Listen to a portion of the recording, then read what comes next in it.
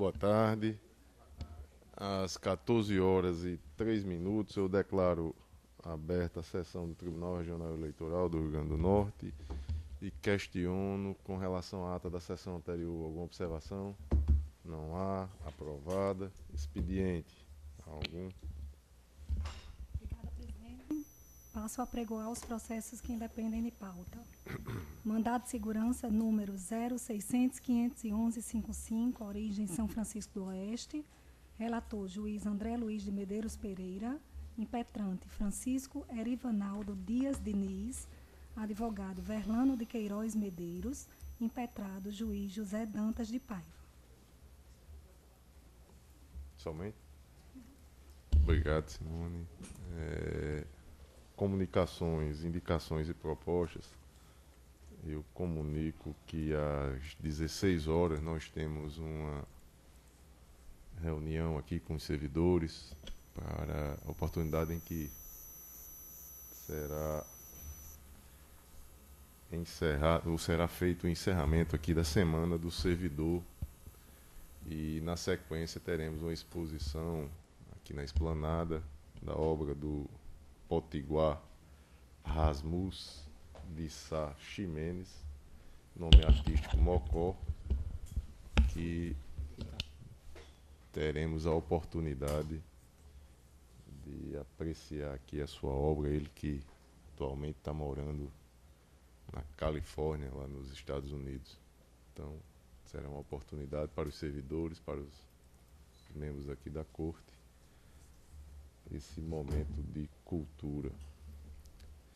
E eu não tenho nenhuma outra comunicação a fazer. Desembargador Cornélio Alves. Também não tenho nenhuma proposta. Doutor Glauber Alves. Também sem proposta, senhor presidente. Doutor André Pereira. Senhor presidente, eu tenho a apresentação aqui, o relatório geral da apuração do segundo turno das eleições de 2018. A comissão apuradora, designada pelo Tribunal Regional Eleitoral do Rio Grande do Norte, constituída pelos membros desta corte, eu, André Luiz Medeiros Pereira, o juiz Francisco Glauber Pessoa Alves, o juiz Luiz Gustavo Alves Smith, membros, tendo a secretária servidora Rossana Sheila Moraes, e vem apresentar ao tribunal o relatório geral de apuração relativo ao segundo turno, de conformidade com a determinação contida no artigo 199, parágrafo 5º do Código Eleitoral e 244 da Resolução 23.544/2017. As atividades da comissão apuradora tiveram início no dia 27/10, com a oficialização do sistema de gerenciamento, totalização das eleições 2018, ambiente TRE, realizado no plenário deste tribunal, com a presença do excelentíssimo senhor desembargador Cornélio Alves Azevedo, corregedor regional eleitoral, o excelentíssimo senhor procurador Fernando Rocha de Andrade, representante da Procuradoria Regional Eleitoral.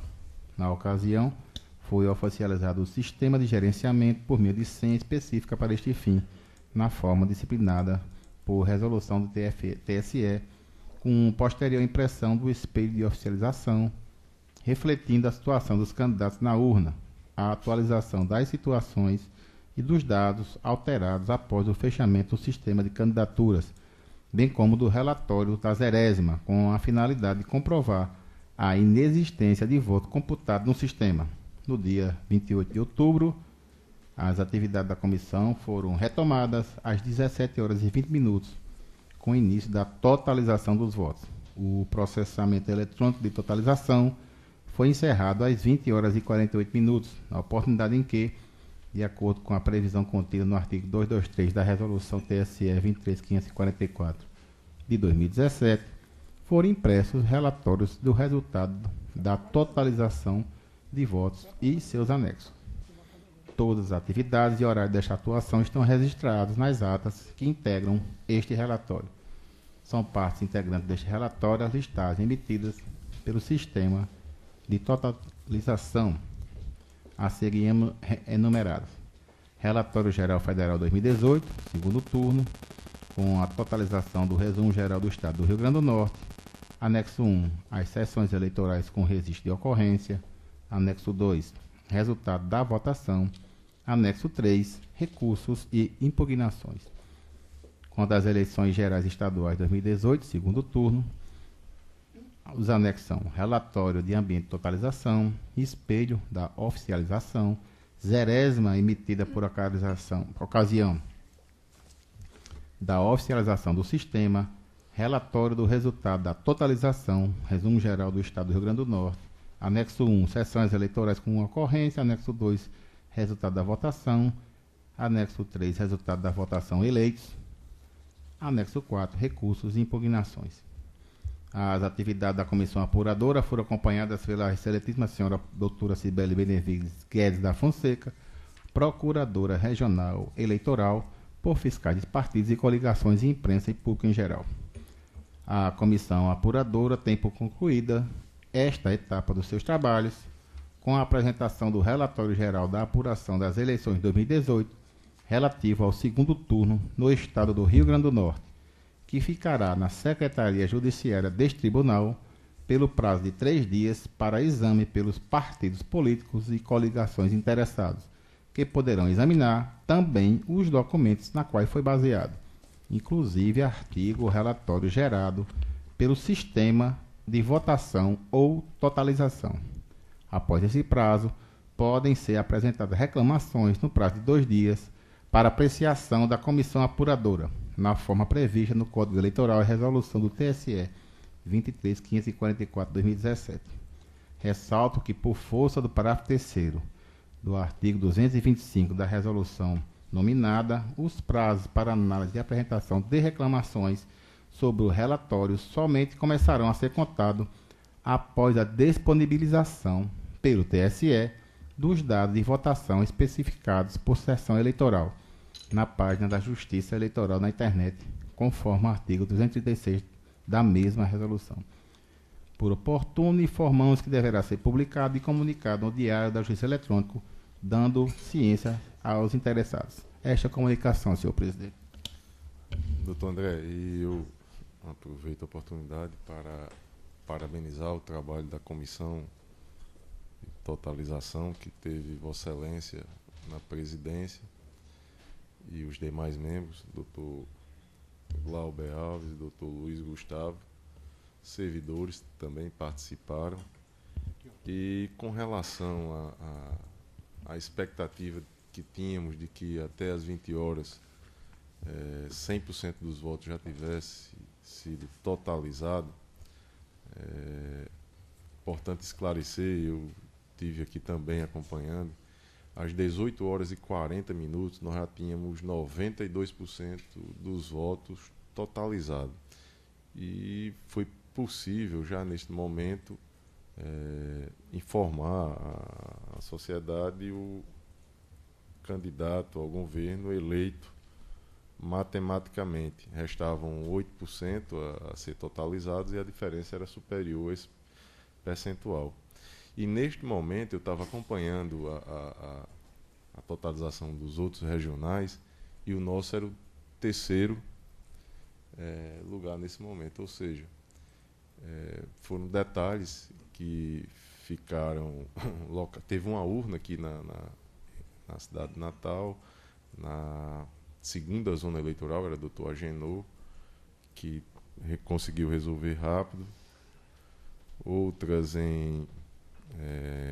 na zona eleitoral de Areia Branca, mais específico lá no município de Grossos. Extremóis, foram mais de 20 sessões que foi inclusive a última zona eleitoral a fazer a transmissão dos dados. E, em resumo, acredito que o nosso compromisso de agilidade na totalização ele não restou prejudicado, que a informação que o eleitor queria saber era o candidato eleito e às 18h40 essa informação foi dada. A totalização ela foi alcançada às 20 horas e 46 ou 48, doutor André? 48 minutos, e como disse, questões pontuais que não nos possibilitou aí avançar naquela nossa pretensão de fomos o 12º no primeiro turno, certamente seríamos aí entre os 5 primeiros, muito provavelmente. Mas ficou a lição, a gente conseguiu, nesse segundo turno, tínhamos 176 pontos de transmissão, chegamos a 204, e já conversando com a equipe, a pretensão é que já na eleição municipal, em Doura, tenhamos o máximo possível de pontos de transmissão, porque o Distrito Federal, Tocantins, que são os estados que mais rápido alcançam essa totalização, isso decorre do fato deles terem ponto de transmissão em todos os locais de votação. Então aqui no nosso estado, até mesmo determinados municípios, nós não temos nenhum ponto de transmissão. Então, vamos avançar, mas isso não tira de maneira alguma a eficiência do trabalho realizado pela Comissão de Totalização. Então, mais uma vez, parabéns, doutor André, pelo trabalho realizado.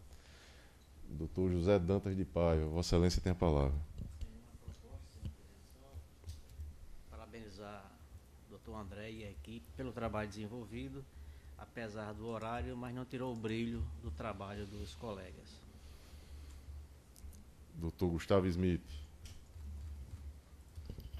Senhor presidente, parabenizar a todos os envolvidos mais uma vez com esse resumo que Vossa Excelência traz e, sobretudo, com esse registro de que, de fato, a informação que se pedia com a maior celeridade foi dada por volta de 18h40, restando apenas a totalização por esses problemas pontuais que ocorreram, e que são imprevistos, imprevisíveis e até que ocorreram nesse segundo turno num índice muito baixo. A quantidade de sessões que ficou para finalização às 20h48 foi já menor do que a quantidade que ficou no primeiro turno, o que mostra que as medidas adotadas entre um turno e outro já foram eficazes, já corrigiram mais o fator. Como eu disse, fatos imprevisíveis que não se tem como precisar. E, no outro ponto, eu gostaria também, senhor presidente, de aproveitar e parabenizar Vossa Excelência, a gestão, pela iniciativa da exposição que Vossa Excelência anunciou agora. Afinal de contas, nós temos na nossa sede um átrio belíssimo que pode muito bem ser usado com eventos culturais, com promoções que vão melhorar, cada vez mais, destacar o ambiente de trabalho dos nossos servidores, do público em geral. Então, parabéns. A questão da arte, da cultura é sempre muito bem-vindo e combinado com um cenário muito bonito, muito agradável, como o que nós temos aqui, só tem a engrandecer. E de mais a mais possibilita até que amantes da arte, como o doutor Vladimir, se deliciem mais tarde, quem saiba até adquiram algumas obras. Obviamente, posteriormente ao presidente, que deverá fazer questão de adquirir a primeira. E ao Ministério Público, né, a doutora Cibele, que também tem muito bom gosto, mas humor à parte, que esse tipo de iniciativa se repita, e eu parabenizo Vossa Excelência. Obrigado, é uma forma de integração, de valorização do nosso espaço, e que agrada a todos os servidores e membros da Corte, e todos os que por aqui transitam, com certeza. Parabéns. Obrigado. Doutor Vladimir Capistiano. Senhor presidente, eu pessoalmente não tenho nenhuma proposição, mas me somo aos colegas no elogio aos trabalhos da comissão de apuração. De fato, eu que não estava aqui no prédio do tribunal mais neste horário, mas acompanhando externamente, verifiquei que antes das 19, como pontuou Vossa Excelência, os nossos trabalhos estavam bem adiantados. Em razão de dificuldade de comunicação de algumas zonas eleitorais específicas, eu me lembro bem do município de Grossos, que demorou muito a transmitir os dados. Isso impossibilitou o cumprimento daquele horário inicialmente previsto das 20 horas. Mas às 20h48, se não me engano, né, doutor André, encerramos os trabalhos por conta desses percalços de alguns municípios que tiveram dificuldade de transmissão. Elogiar o trabalho da comissão de apuração, reiterar os elogios que já fiz na sessão de domingo quanto aos trabalhos do tribunal. Tivemos uma eleição muito bem conduzida e, como sempre acontece com a Justiça Eleitoral, passamos agora a cuidar das eleições de 2020 com a experiência acumulada agora das eleições de 2018. O tribunal é essa constante de planejar, realizar eleições.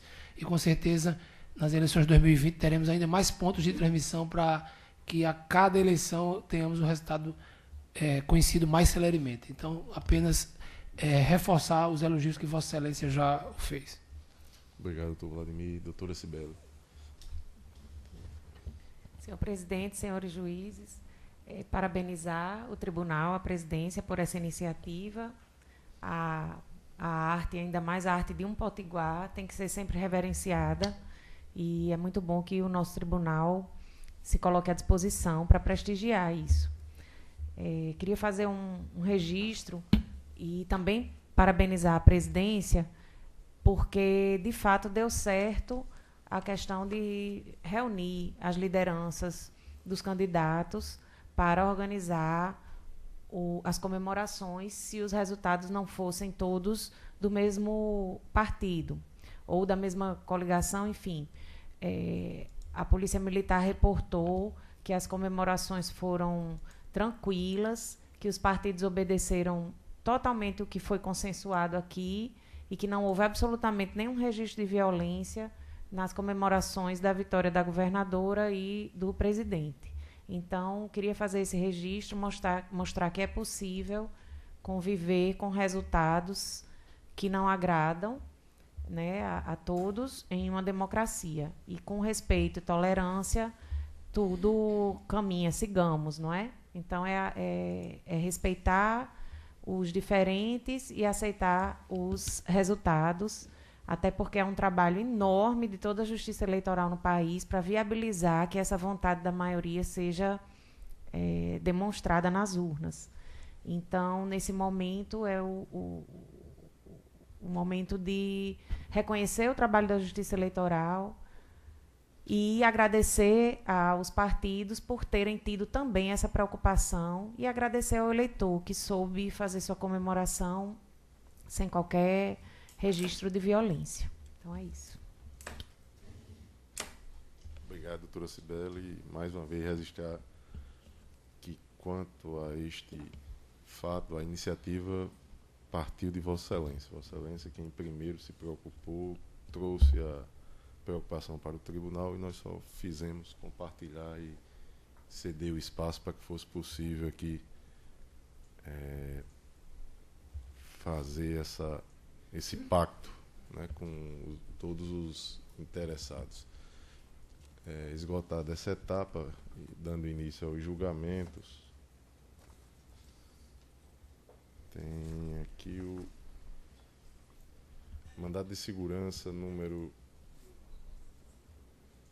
511-55, relatoria Dr. André de Medeiros Pereira. Está em mesa, doutor André? Vossa Excelência tem a palavra. Senhor presidente, o mandado de segurança identificado por Vossa Excelência, com pedido de liminar impetrado por Francisco Erivaldo Dias Diniz, vereador do município de São Francisco do Oeste, em face de decisão proferida pelo juiz José Danta de Paiva, membro deste tribunal, em ação de decretação de perda de mandato eletivo ajuizado pelo Partido da República em desfavor do impetrante. Diz que a autoridade coatora permitiu que o partido peticionante arrolasse testemunhas na mencionada ação, despacho esse impugnado pelo impetrante, requerendo que a autoridade coatora chamasse o feito à ordem no desiderato de não permitir ao peticionante arrolar testemunhas, tendo em vista que o momento oportuno já havia sido ultrapassado, fato que se configurava como prescrição consumativa. Diz ainda que, em resposta à impugnação, a autoridade coatora manteve a sua decisão sob a justificativa de existência de fato novo, que, na sua ótica, deveria ser aplicado o artigo 493 do CPC. Defende que o artigo 493 não se aplica ao caso, posto que, em seu parágrafo primeiro, somente autoriza o juiz o caso constante fato novo, determinando de ofício a oitiva das partes antes de decidir.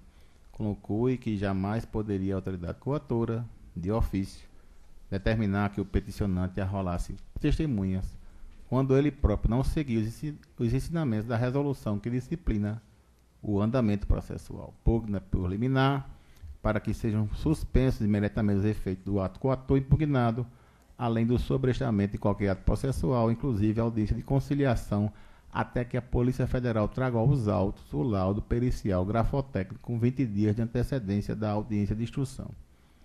No mérito, requer que seja confirmada a tutela de urgência, declarando nulos todos os atos processuais, porventura produzidos com esteio na ilegalidade que se pretende reconhecer. A liminar foi indeferida, mediante decisão, não houve agravo.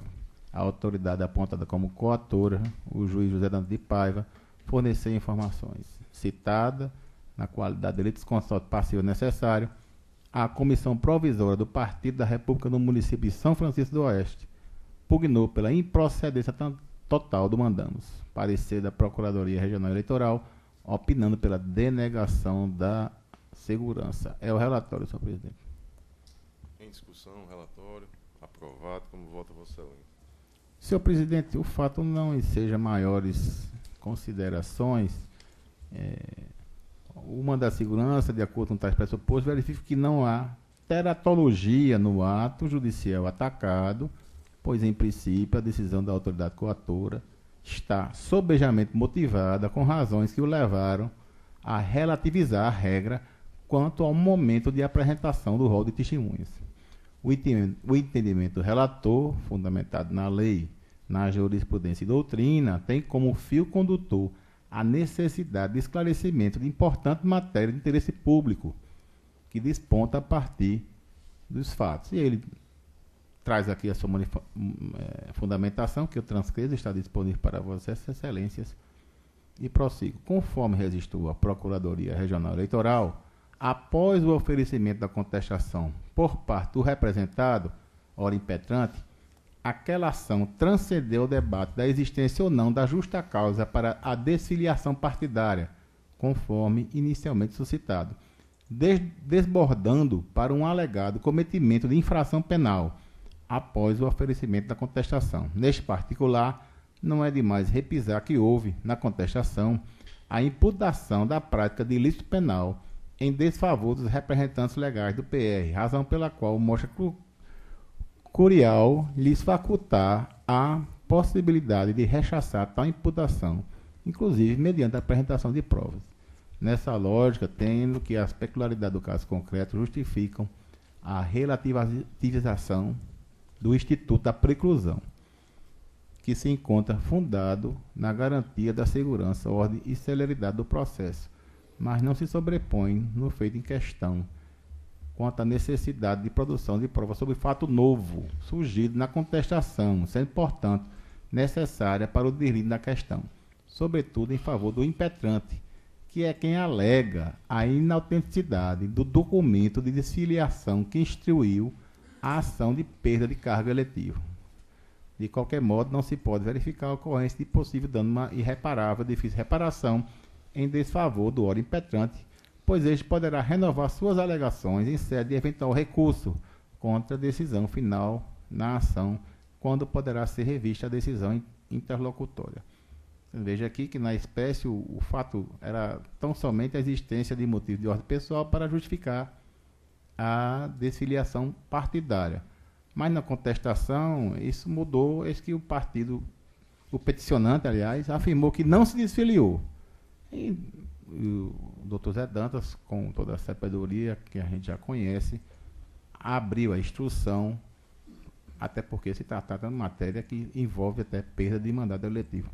E com essas considerações, senhor presidente, em consonância com o parecer da Procuradoria Regional Eleitoral, eu voto pela denegação da segurança. Senhor presidente, eu tenho uma questão de ordem importante aqui, eu ouvi atentamente o voto do relator. Esse colegiado teve uma posição firmada do MS 346 de 2017 acerca do descabimento de mandado de segurança em matéria impugnável na via do recurso. Na época se discutia uma decisão interlocutória proferida numa AGE, salvo engano, de Mossoró. E esse assunto me veio à tona por duas circunstâncias. Na forma do novo CPC, cabe o agravo interno, que está no 1021, das decisões monocráticas proferidas pelo relator. E a regra geral do parágrafo 1 do artigo 995 permite que o relator, no tribunal, ele conceda efeito suspensivo nos casos em que as impugnações trouxerem perigo de dano irreparável, de difícil reparação. Pois bem, um dos pressupostos do mandado de segurança é justamente a ausência de recurso com efeito suspensivo a atacar a decisão. No caso, a gente tem um recurso que pode atacar a decisão, que seria o agravo interno, e que, salvo engano, não foi interposto, não é isso, doutor André? Eu não tenho essa informação. Na verdade, o que se segue o rito é da resolução que... No rito da resolução, ele especificamente proíbe o agravo interno. O agravo interno. A 22.610. E qual é a preocupação que me veio com isso? É porque eu tenho muita preocupação com o mandado de segurança, porque o que acontece na prática, afastando essa premissa processual, a parte impugna na via do mandado de segurança a decisão do relator, que é o juiz natural da causa, até que ele leve ao colegiado, e acaba subtraindo o voto do relator no caso concreto. Porque, tendo sido firmada a premissa de que a autoridade coatora é o relator da causa, ele não pode votar. Está impedido de votar. Ou seja, a utilização do mandado de segurança acaba retirando o conhecimento da causa diretamente do relator. Então, eu acho que isso é uma questão importante. Eu entendi, inclusive porque no final o doutor André acabou entendendo que também não haveria teratologia, ou seja, por uma outra razão, aí seria o caso do inciso... Deixa eu só resgatar aqui.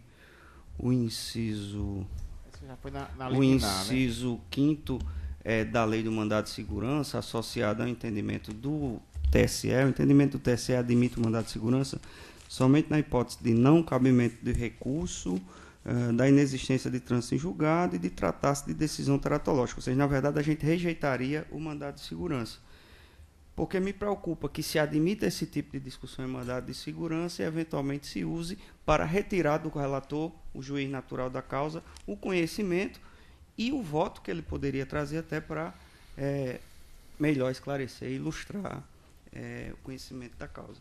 Me parece que a vedação, até nesse caso, da resolução, doutor Vladimir... Artigo 11 da resolução. Nós teríamos um problema de confronto direto da resolução com o CPC nesse aspecto. E aí a gente teria que enfrentar isso. Então, na verdade, não seria questão de ordem, seria uma preliminar de inadequação da via eleita, é isso? Na verdade, a minha proposta, senhor presidente, é a rejeição do mandado de segurança. É não conhecê-lo no mérito e seria a rejeição por entender não ser o caso de mandado de segurança. Então, Vossa Excelência suscita uma preliminar de inadequação da via eleita. O relator... Inclusive, só uma informação adicional. O problema é que o que é que vai ocorrer na prática? O entendimento de Vossa Excelência é de um jeito, e aí, por exemplo, se esse mandado de segurança, esse agravo, perdão, for distribuído para outro relator e o relator aplicar a resolução. Mas aí seria o agravo interno, né? Seria o agravo interno, teria que ser o próprio relator. O relator poderia dizer que não caberia o agravo e resolver para o plenário. Vossa Excelência mantém o doutor Zé Dantas? Não, Zé Dantas está impedido. Está impedido, ele é autoridade coatora. Ele é autoridade coatora. Sim, é autoridade apontada coatora. Doutor Luiz Gustavo.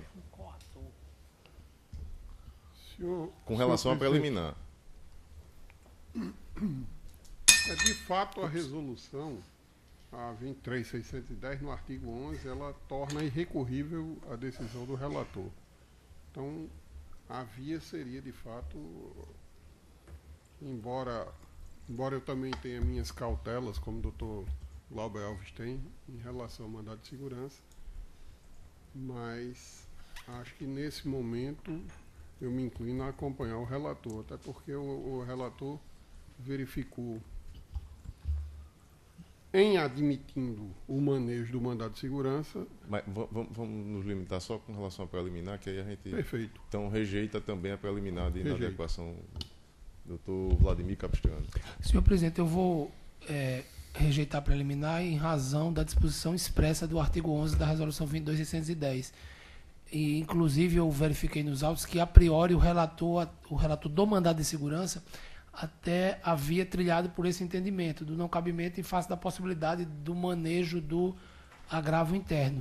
No entanto, em agravo interno, em embargos de declaração recebido como agravo interno no mandado de segurança, o relator do mandado de segurança reiterou a posição justamente para fazer valer a regra do artigo 11 da Resolução 22.610 e, por consequência, admitir o mandado de segurança, já que não caberia recurso específico contra essa decisão. Então, em razão disso, da previsão legal expressa, eu rejeito a preliminar e admito o mandado de segurança. Desembargador Cornélio Alves. Também admitindo o mandado de segurança.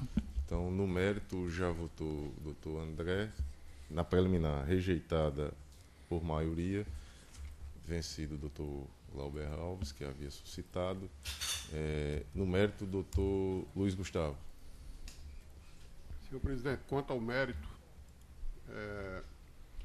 como muito bem posto no voto do relator, surgiu um fato novo, uma questão nova foi posta após a contestação, e eu entendo que não há nenhuma teratologia, nenhum equívoco, nenhum erro da parte do relator, aqui apontado como coator, porquanto seria necessário, de fato, reabrir essa instrução para o deslinde dessa questão, que é muito importante. Houve após a contestação e os fatos que ocorreram, porque efetivamente não houve sequer desfiliação, então a situação partiu para uma falsidade, uma inautenticidade do documento, como foi muito bem posto no voto do relator.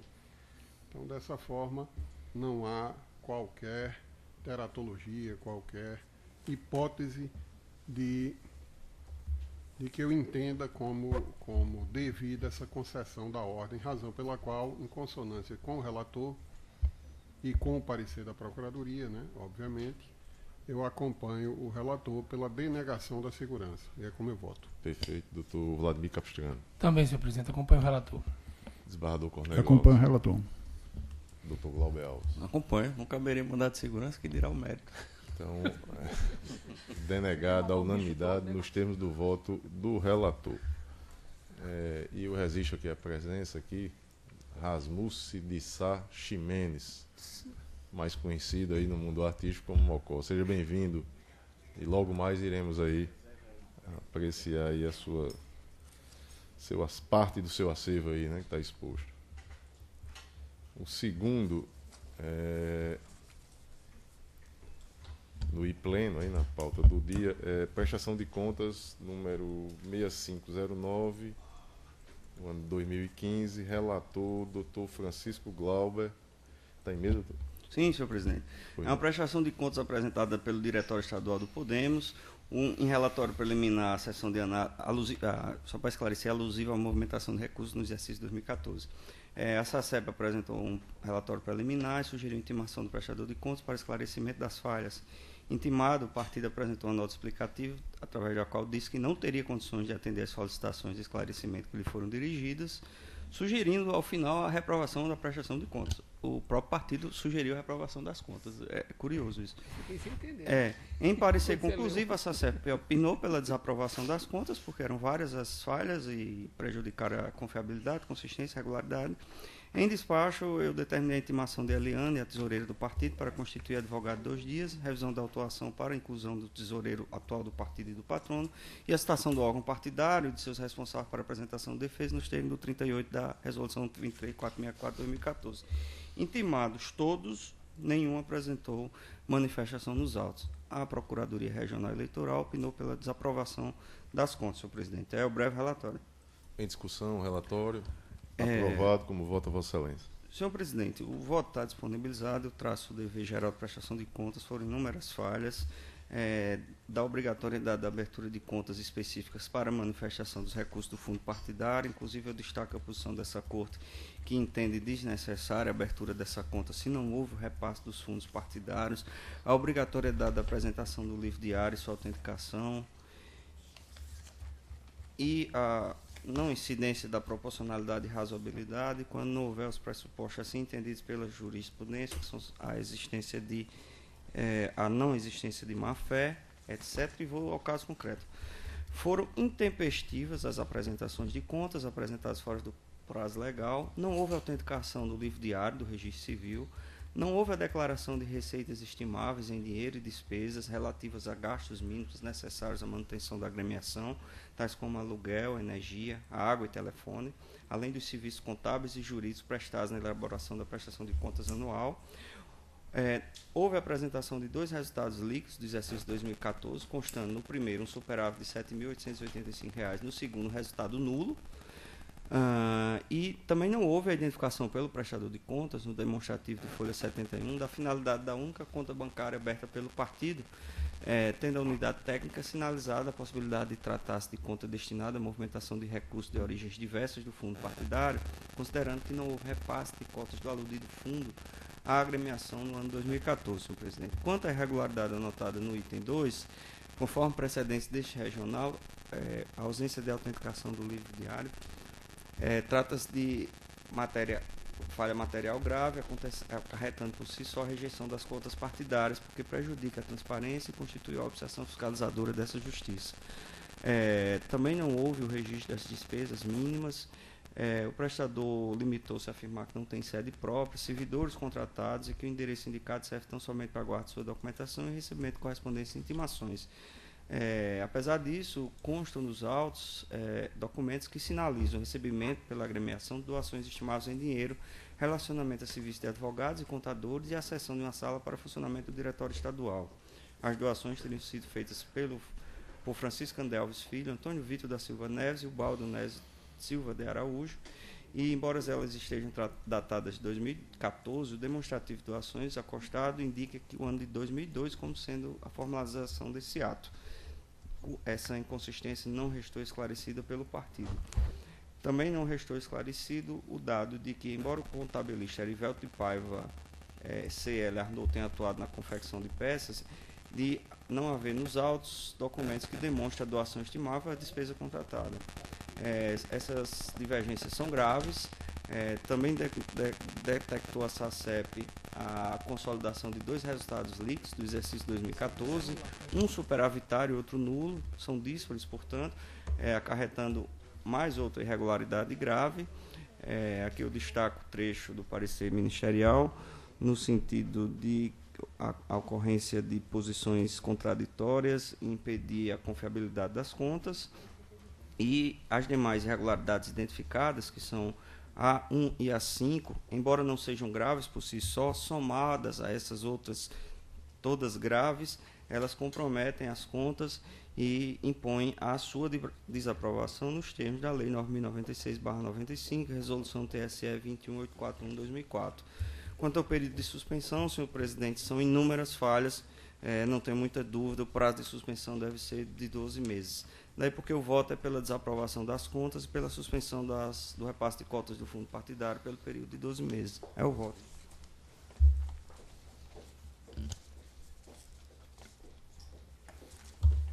Doutor André Pereira, como vota Vossa Excelência? Senhor presidente, não tem como não desaprovar essas contas que a própria parte pediu, né?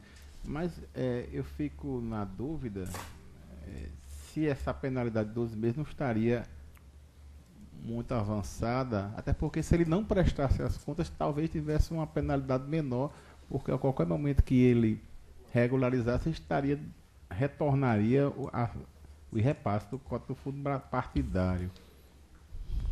Mas o problema é que se ele não tivesse prestado, a gente não teria conhecimento de que eram irregularidades tão graves, doutor André. No momento em que isso foi detectado pela SACEP, essa informação tornou-se conhecível, cognoscível, e a gente percebeu que, como Vossa Excelência bem disse, não tem muito como reprovar, porque eram caóticas. O dado relevante é que o próprio presidente pediu a desaprovação. Doutor Glauber, uma informação. Eu tenho a impressão que eu já tenho a resposta, mas só para confirmar, não houve recebimento de recursos do fundo partidário, né? Esses recursos são todos de natureza privada, não é isso? Isso, mas houve as movimentações e as sessões e tal, por meio... Inclusive, uma das sessões foi por meio desse, que seria o presidente do partido, Francisco, e não foi devidamente registrada. Seria, inclusive, a sessão do imóvel onde funcionaria. Ele não recebeu, neste exercício, recursos do fundo partidário. Isso.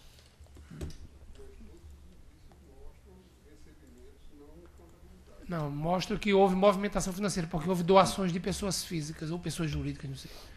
Senhor presidente, eu acompanho o relator dentro dos esclarecimentos prestados. Obrigado, doutor André. Doutor José Dantas de Paiva. Como vota Vossa Excelência? Senhor presidente. Doutor Luiz Gustavo.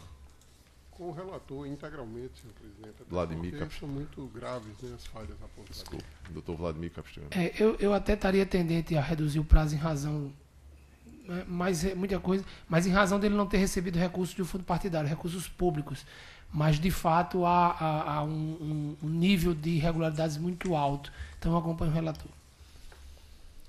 Desembargador Cornélio Eu Alves. acompanho o relator. Julgado a unanimidade nos termos do voto do relator. O outro processo é a prestação de contas número 185, distrito 18, o relator doutor José Dantas de Paiva. Está em mesa, doutor Dantas? Trata-se da prestação de contas 185/18/2016, requerente o Partido da Pátria Livre, PPL. E o relatório é o seguinte, senhor presidente. Trata-se de procedimento deflagrado pela Seção de Análise de Contas Eleitorais e Partidárias deste TRE, com o fim de notificar os partidos políticos omissos quanto ao dever legal de prestar contas de campanha relativamente às eleições de 2016, nos termos prescritos pelo artigo 45, parágrafo 4º da Resolução do TSE 23.463 de 2015. Dentre os órgãos partidários arrolados na informação estava o PPL, Partido da Pátria Livre sem o DA. Expedida a ordem de notificação pessoal da Comissão Provisória do Partido, o ato deixou de ser realizado em virtude da expiração do prazo de validade do órgão de direção estadual, e essa informação está certificada às folhas 24. As folhas 28, a SACEP informou a partir de consulta ao sistema de prestação de contas nas eleições de 2016 não ter localizado nenhuma conta bancária pertencente ao Diretório Estadual do partido. Com vista dos autos, considerando a inexistência de diretório regularmente constituído neste Estado, a Procuradoria Regional Eleitoral pronunciou-se pela notificação do órgão partidário nacional para apresentar as contas de campanha, aplicando por analogia a disposição do artigo 28, parágrafos 4º e 5º da Resolução nº 23.464/2015. Apesar de notificado, o Diretório Nacional do PPL também não atendeu a notificação, e essa certidão está às folhas 38 dos autos. Com nova vista dos autos, a SACEP informou não ter localizado nenhum repasse de recursos do fundo partidário ao órgão regional do PPL no estado do Rio Grande do Norte, pelo Diretório Nacional. A Procuradoria Regional Eleitoral informou ter sido instituída nova comissão provisória do PPL nesse estado, razão pela qual requereu nova tentativa de intimação do partido para apresentar suas contas de campanha. Embora regularmente notificada, a Comissão Provisória Estadual do PPL permaneceu novamente inerte, consoante se verifica na certidão de folha 73 dos autos. Com vista dos autos, a Procuradoria Regional Eleitoral opinou pelo julgamento das contas do PPL referente às eleições de 2016 como não prestadas, nos termos do artigo 45, parágrafo 4º, inciso 6 da Resolução nº 23.463 de 2015, resolução do TSE, com a consequente suspensão do recebimento de novas cotas do fundo partidário, enquanto persistir a omissão nos termos do artigo 73, inciso 2 da mesma resolução, e ao relatório, senhor presidente. Em discussão, aprovado o relatório, como vota Vossa Excelência? Senhor presidente, o voto está bem resumido, simples, ante a ausência e o silêncio do partido, tanto o órgão partidário nacional quanto local, regional, demonstrando uma omissão partidária, e assim sendo, não devem as contas serem julgadas como não prestadas, incidido por consequência a suspensão do recebimento de novas cotas do fundo partidário pelo partido, enquanto persistir a omissão nos termos do artigo 73, inciso 2 da Resolução 23.463/2015 do TSE. Ante o exposto e em consonância com o parecer da Procuradoria Regional Eleitoral, declaro não prestadas as contas do órgão estadual do PPL, Partido Pátria Livre, no estado do Rio Grande do Norte, pertinente às eleições de 2016, com a suspensão das cotas do fundo partidário, enquanto permanecer a mencionada omissão, e o faço ainda nos termos do artigo 45, parágrafo 4º, e artigo 73, inciso 2, ambos da resolução número 23.463 de 2015 do TSE, e é como voto, senhor presidente. Doutor Luiz Gustavo, como vota Vossa Excelência? Acompanho integralmente o relator, senhor presidente. Doutor Vladimir Capistrano. Acompanho o relator. Desembargador Cornélio Alves. Sem discordância. Doutor Glauber Alves. Com o relator, presidente. Doutor André Pereira. Com relator, senhor presidente.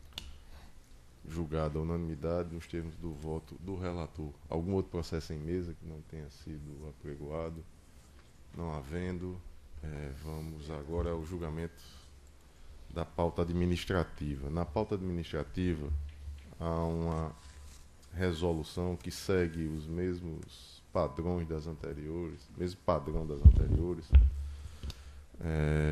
que disciplina a eleição suplementar no município de Guamaré.